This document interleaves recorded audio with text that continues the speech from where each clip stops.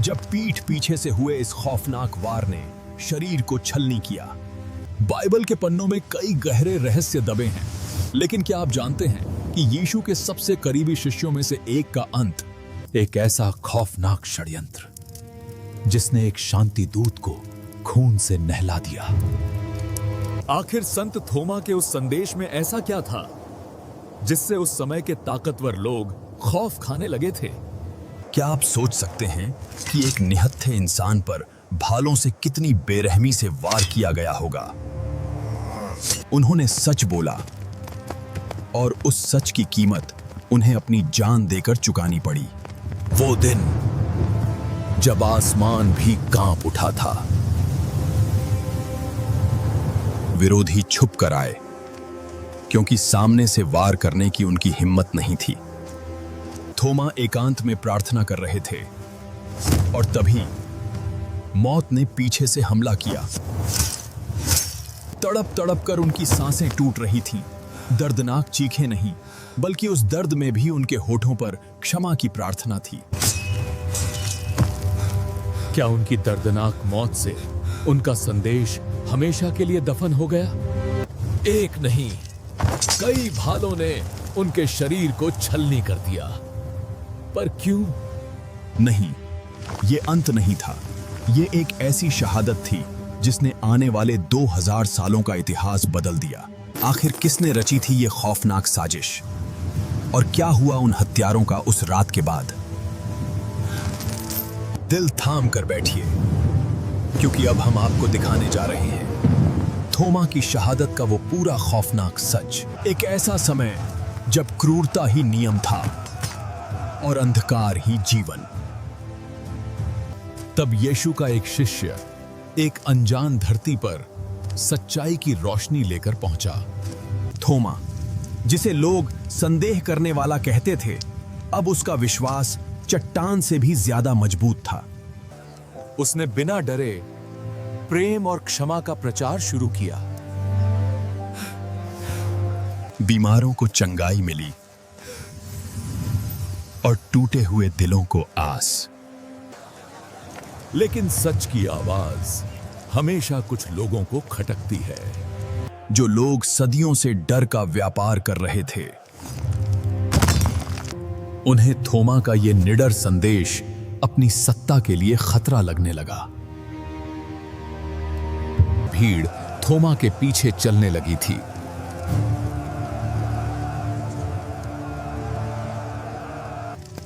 और ये देखकर उन विरोधियों के सीने में जलन की आग भड़क उठी। उन्होंने थोमा को रोकने की कोशिश की। उसे धमकियां दी गईं। पर जो इंसान यीशु को मरे हुओं में से जी उठता देख चुका था, उसे मौत का क्या डर?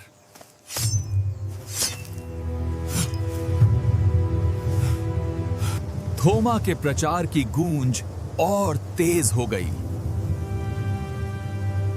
तब विरोधियों ने समझ लिया कि इसे डराया नहीं जाया के सकता।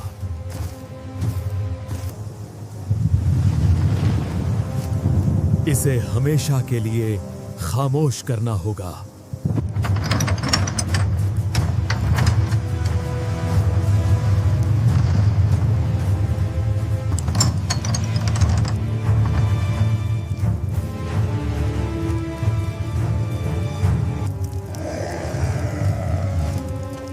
उन्होंने सबसे क्रूर हत्यारों को काम पर रखा।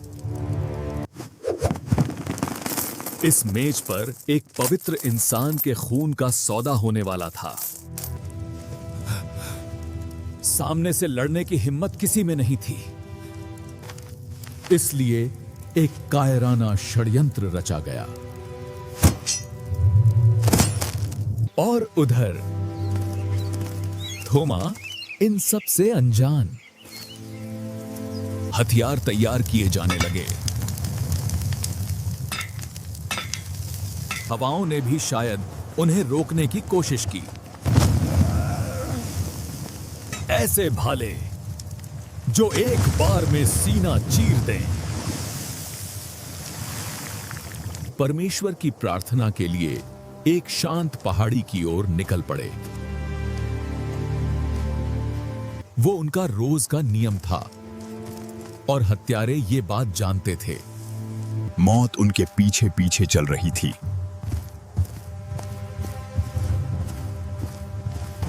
लेकिन विनाश का पहिया घूम चुका था।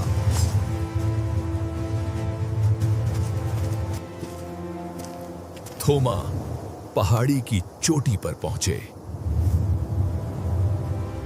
उन्होंने घुटने टेके और अपनी आंखें बंद कर लीं। पूरी दुनिया शांत थी, पर उस सन्नाटे में एक भयानक साजिश अपने कदम बढ़ा रही थी। एक, दो नहीं, कई हत्यारों ने उन्हें चारों तरफ से घेर लिया था। उनके हाथों में नंगी तलवारें और भारी भाले थे। थोमा को शायद आभास हो गया था, लेकिन उन्होंने पीछे मुड़कर नहीं देखा। कायरों की तरह पीठ पीछे से वार करने की तैयारी थी। आसमान में अचानक काले बादल छाने लगे। जैसे कुदरत भी चीख चीख कर कहना चाहती हो, रुक जाओ। लेकिन नफरत की आग में अंधे हो चुके उन लोगों ने कोई रहम नहीं दिखाया। और फिर हवा को चीरते हुए वो भाला आगे बढ़ा। अंधेरा और सिर्फ एक हवा को चीरने वाली भयानक आवाज। प्रार्थना में झुके एक निहत्थे इंसान की पीठ पर मौत ने अपना वार कर दिया था। एक भयानक दर्द जिसने शरीर की हर नस को झकझोर दिया। थोमा के होठों से कोई चीख नहीं निकली, सिर्फ एक भारी कराह थी। लेकिन हत्यारों की प्यास इतने से नहीं बुझी थी। उन्होंने चारों तरफ से उन्हें घेर लिया।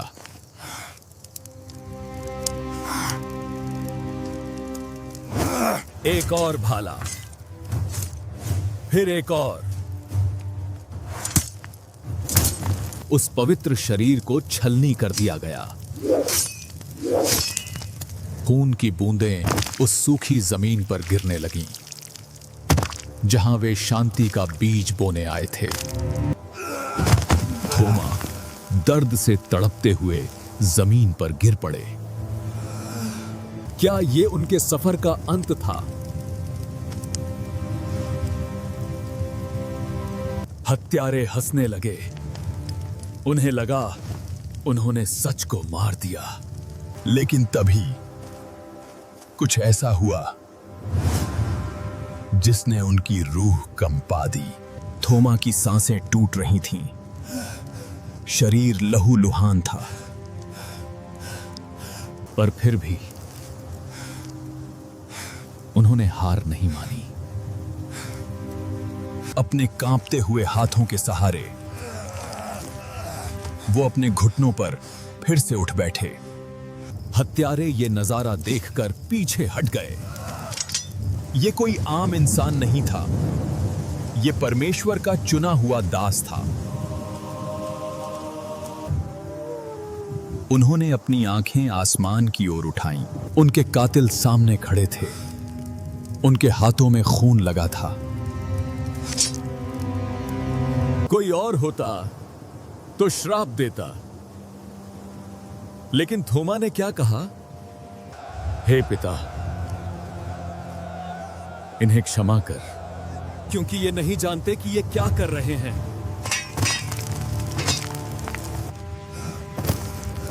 ये सुनकर उन पत्थरों से भी कठोर दिल वाले हत्यारों की रूह कांप उठी। उन्होंने एक शरीर को मारा था, लेकिन एक अमर आत्मा को जगा दिया था।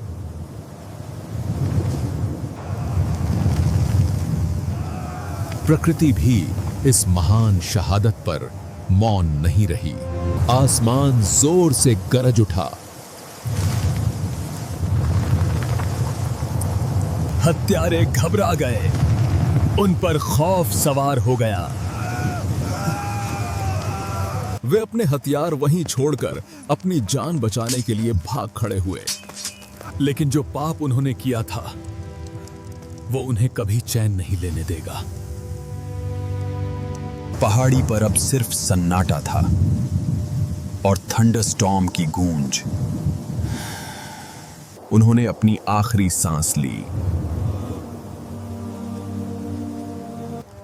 थोमा के शरीर में अब जान नहीं बची थी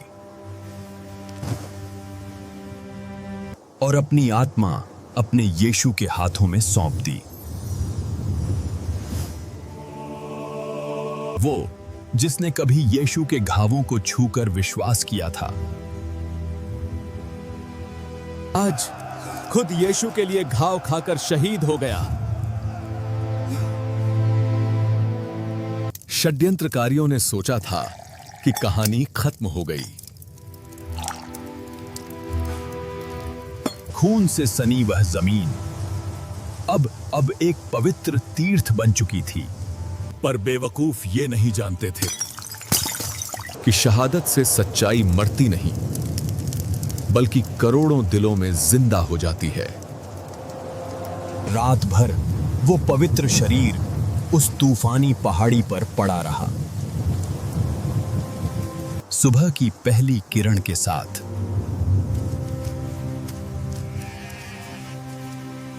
कुछ लोग उन्हें ढूंढते हुए वहां पहुंचे और जब उन्होंने वो खौफनाक नजारा देखा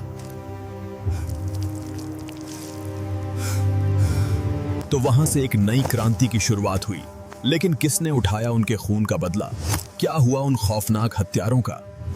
सूरज की किरणें उस खूनी पहाड़ी पर पड़ी, लेकिन उस दिन की सुबह में कोई रोशनी नहीं थी। शिष्यों ने जब अपने गुरु का छलनी शरीर देखा तो उनके पैरों तले जमीन खिसक गई। चीख पुकार से वो सूखी वादियां गूंज उठीं। उन्होंने उस पवित्र शरीर को अपने हाथों में उठाया, जिन हाथों ने कभी बीमारों को चंगा किया था, आज वे बेजान लटक रहे थे। उन्होंने उन्हें एक शांत कब्र में दफला दिया। षड्यंत्रकारियों ने सोचा कि कब्र के पत्थर के साथ ही वो आवाज भी हमेशा के लिए दफन हो गई। महल में बैठे वो क्रूर नेता अपनी जीत का जश्न मना रहे थे। उन्हें लगा कि अब कोई उनके खिलाफ बोलने की हिम्मत नहीं करेगा। लेकिन वे भूल गए थे कि आग को जितना दबाओगे वो उतनी ही भड़केगी। थोमा के शिष्यों की आंखों के आंसू अब सूख चुके थे। उनकी जगह ले ली थी एक अटूट विश्वास ने। थोमा का वो खून व्यर्थ नहीं गया। अगले ही दिन शहर के चौराहों पर एक नई भीड़ जमा थी। एक नहीं बल्कि दसियों शिष्य अब बिना डरे प्रचार कर रहे थे। ये देखकर विरोधियों के पैरों तले जमीन खिसक गई। उन्होंने थोमा को मारा था, लेकिन उनकी गवाही ने हजारों थोमा पैदा कर दिए थे। और उधर उन हत्यारों का क्या हुआ? वो जिन्होंने पीठ पीछे से भाला घोंपा था। उन्हें थोमा की वो आखिरी प्रार्थना सोने नहीं दे रही थी। Forgive them, forgive them. पिता, इन्हें क्षमा कर। ये आवाज उनके दिमाग में गूंज रही थी। उनके हाथों पर लगा वो खून पानी से नहीं धुल रहा था। परमेश्वर का न्याय अब शुरू हो चुका था।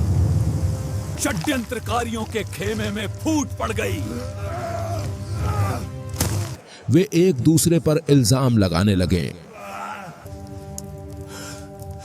उन्हें समझ आ गया था कि उन्होंने किसी इंसान को नहीं बल्कि खुद पर विनाश को न्योता दिया है। थोमा के अनुयायी अब रुकने वाले नहीं थे।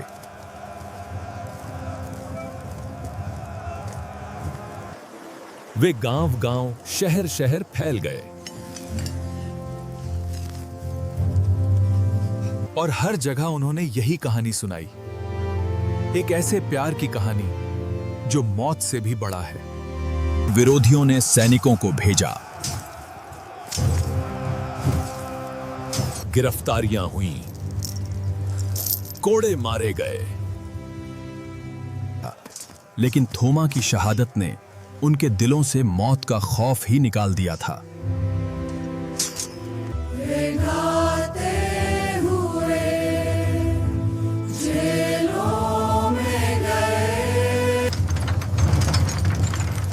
ये कोई आम आंदोलन नहीं था, ये आत्मा की आजादी थी। उस एक भाले ने थोमा की जान तो ले ली, पर उसी भाले ने एक ऐसी नींव रख दी जिसे कोई साम्राज्य नहीं हिला सका। षड्यंत्रकारियों का नाम इतिहास के पन्नों में काले अक्षरों से दर्ज हुआ। वो गुमनाम मौत मारे गए और उनके महल मिट्टी में मिल गए। पर थोमा थोमा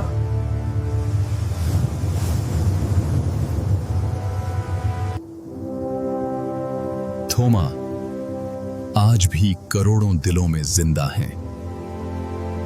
उन्होंने अपना लहू देकर जो बीज बोया था, आज वो एक विशाल पेड़ बन चुका है।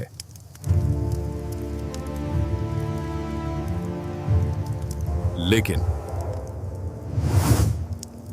इस पूरी कहानी का सबसे बड़ा रहस्य क्या है? क्या आप जानते हैं कि मरने से ठीक पहले यीशु ने थोमा से क्या कहा था? देखिए आखिरी भाग में। थोमा की शहादत कोई इत्तेफाक नहीं थी। ये एक ऐसे सफर का अंत था जिसकी शुरुआत एक बहुत बड़े संदेह से हुई थी। क्या आपको याद है थोमा को संदेह करने वाला, डाउटिंग टॉमस क्यों कहा जाता था? जब यीशु मरे हुए में से जी उठे तो थोमा ने बाकी शिष्यों की बात मानने से इनकार कर दिया था। उसने कहा था, जब तक मैं उनके हाथों में कीलों के निशान न देख लूं और अपने हाथ उनके पंजर में न डाल दूं, मैं कभी विश्वास नहीं करूंगा। और फिर बंद दरवाजों के बीच एक चमत्कार हुआ। यीशु स्वयं वहां प्रकट हुए, सिर्फ अपने उस एक शिष्य के संदेह को दूर करने के लिए। उन्होंने थोमा की तरफ देखा और कहा, अपनी उंगली ला और मेरे हाथों को देख। उस पल थोमा के सारे संदेह आंसुओं में बह गए। उसने कांपते हुए यीशु के घावों को छुआ और उसके मुंह से सिर्फ एक ही बात निकली, हे मेरे प्रभु, हे मेरे परमेश्वर। तब यीशु ने वो बात कही जो आज भी इतिहास में गूंज रही है, धन्य है वे जिन्होंने मुझे नहीं देखा फिर भी विश्वास किया। इस एक पल ने थोमा को अंदर तक बदल दिया। जिस इंसान ने एक बार मौत से डरकर यीशु पर संदेह किया था, अब वही इंसान खुद मौत की आंखों में आंखें डालकर खड़ा था। जब वो हत्यारा अपना भाला लेकर उनके पीछे खड़ा था तो थोमा को दर्द नहीं बल्कि यीशु के वो घाव याद आ रहे थे। उन्होंने जान लिया था कि ये भाला उनके शरीर को तो चीर सकता है, लेकिन उनके परमेश्वर से उन्हें कोई अलग नहीं कर सकता। उनका खून उस सूखी जमीन पर गिरा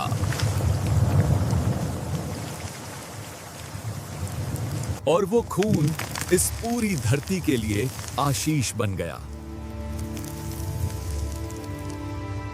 हत्यारे तो कब के धूल में मिल गए,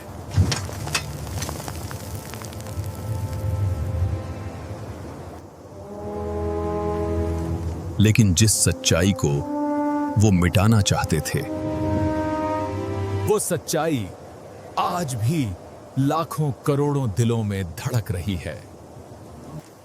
थोमा का जीवन हमें क्या सिखाता है?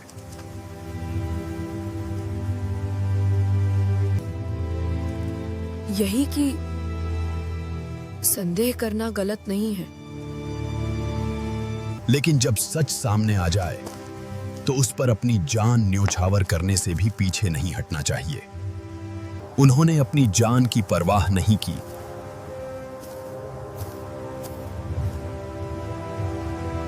ताकि हम तक वो महान संदेश पहुंच सके। आज वो जगह जहां उनका लहू गिरा था, सिर्फ एक पहाड़ी नहीं रही, वो शहादत का एक जीता जागता स्मारक बन गई। वहां जाने वाला हर इंसान आज भी उस बलिदान को महसूस कर सकता है। सोचिए, अगर थोमा उस दिन डर जाते,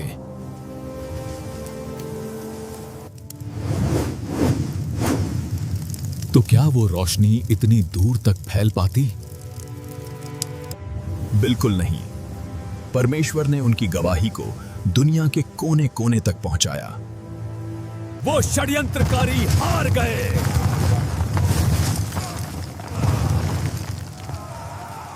वो भाला हार गया।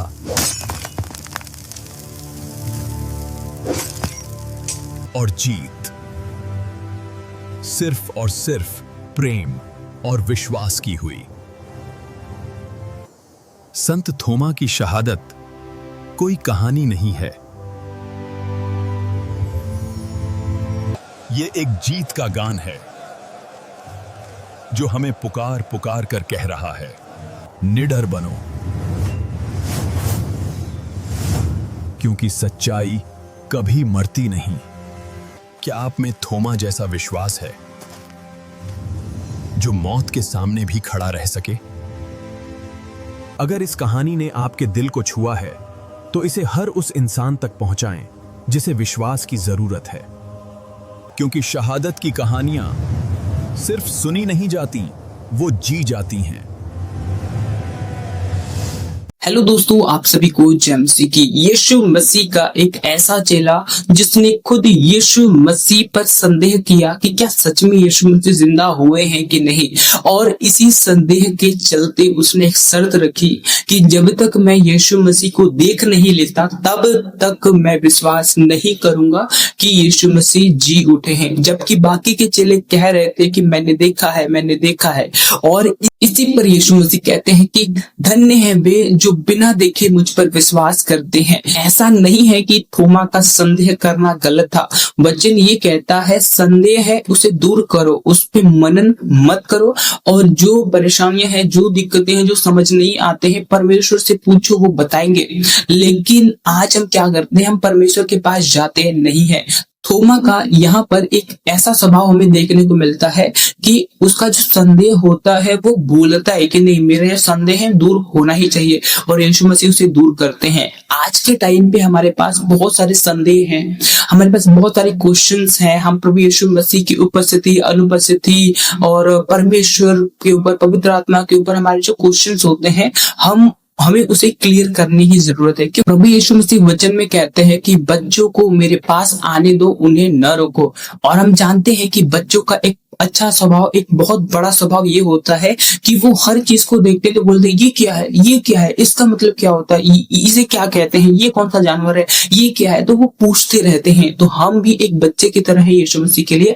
एज चाहे जितना भी हो, 50 हो, 60 हो, 30 हो, 20 हो, कोई मैटर नहीं करता, सभी यीशु मसीह में एक बच्चे की तरह है, और उन्हें परमेश्वर से पूछने की आवश्यकता है, जरूरत है, और उनका ये हक भी है। हम भारत देश में रहते हैं और इसी देश में थोमा आए और उन्होंने प्रचार किया। आप सोचिए कि एक व्यक्ति अकेला भारत में आया, उसने संघर्ष किया, सताव सहा, मार डाले भी गए, और उनसे इतने सारे चेले निकले कि आज भारत में हर जगह यीशु मसीह का नाम है, यीशु मसीह को सब जानते हैं। और यह इसलिए हुआ क्योंकि थोमा ने संदेह किया और संदेह करने के बाद परमेश्वर ने उसके संदेह को दूर किया और वो विश्वास में दृढ़ हुआ और वो भारत आया। और भारत में आने के बाद मौत से भी न डरते हुए यीशु मसीह का प्रचार प्रसार किया। और आज इसी का फल ये है कि हम यीशु मसीह को जानते हैं। अगर थोमा भारत पे न आया होता तो हम कैसे जानते?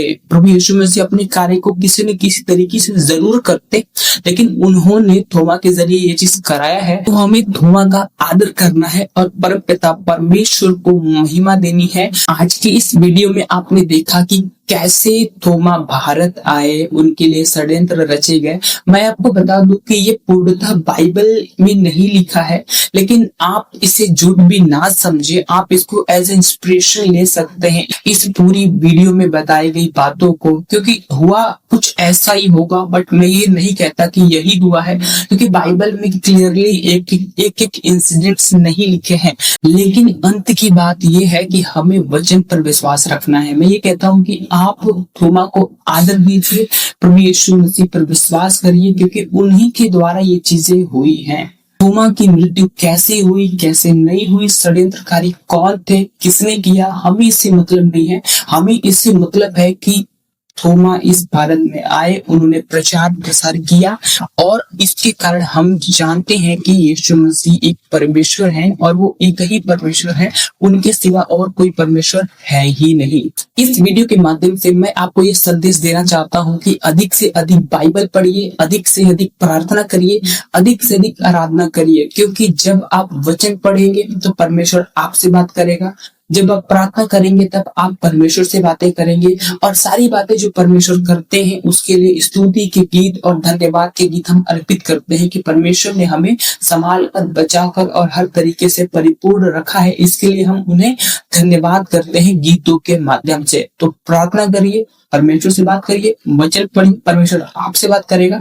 और जब परमेश्वर आपसे बात करे तो धन्यवाद के लिए गीत गाइए। और यही हमारे जीवन में होना चाहिए और यही चीज हमें बहुत आगे लेकर जाएगी और हमें परमेश्वर के काम में भी बढ़ाएगी और हमें स्ट्रेंथ देगी, सामर्थ्य देगी कि हम यीशु मसीह के काम को कर सके जो उन्होंने अपने चेलों से कही, हमसे कही, वचनों में कही और हमें उसे करने की जरूरत है। अगर आपको इस वीडियो से कुछ सीखने को मिला होगा तो आप कमेंट कर सकते हैं। अगर आपको इस वीडियो से कुछ सीखने को मिला है तो कमेंट कर सकते हैं। इस वीडियो को लाइक करके चैनल को सब्सक्राइब भी कर सकते हैं। आने वाली इस वीडियो को हम यहीं तक रखते हैं, मिलते हैं नेक्स्ट वीडियो में। आप सभी को जय मसीह की। Praise the Lord.